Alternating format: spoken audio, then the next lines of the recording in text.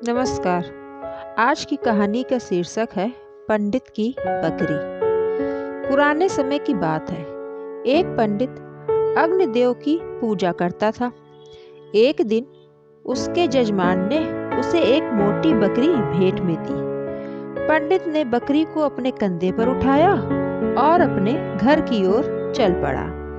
रास्ते में जब वह जंगल से गुजर रहा था, तब 3 ठगों की नजर उस बकरी पर पड़ी। एक ठग बोला, अगर हमें ये बकरी मिल जाए तब तो आज हम दावत उड़ाएंगे। तीनों ठगों ने मिलकर यह तय किया कि वे पंडित को ठग कर उसकी बकरी छीन लेंगे। पहला ठग पंडित के पास गया और बोला, इस मैले कुत्ते को अपने कंधे पर रखकर कहाँ जा रहे हो पंडित जी?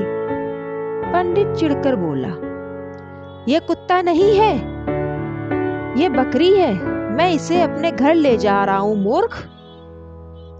पंडित आगे अपने घर की ओर चल पड़ा। अब दूसरा ठग उसके पास आया और बोला, पंडित जी, आप एक मरे हुए बछड़े को कंधे पर उठाकर क्यों घूम रहे हो? इस बार पंडित बोला, मुझे समझ नहीं आ रहा है, तुम इसे मरा बछड़ा क्यों बोल रहे हो? यह तो बकरी है। पंडित आगे बढ़ा। थोड़ी दूरी पर उसे तीसरा ठग मिला। वह पंडित से बोला, इस बंदर को कंधे पर उठाकर तुमने अपना धर्म का अपमान किया है पंडित। अब पंडित थोड़ा घबरा गया।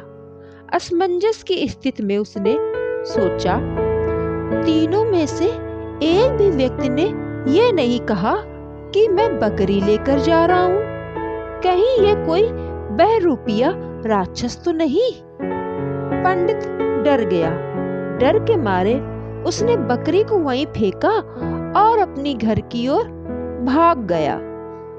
तीनों ठग ठहाका लगाते हुए वहां आए और बकरी को लेकर चले गए।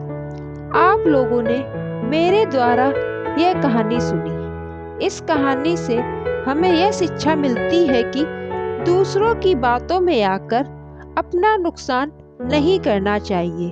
हमें अपने आप पर और अपनी बुद्धि पर विश्वास करना चाहिए।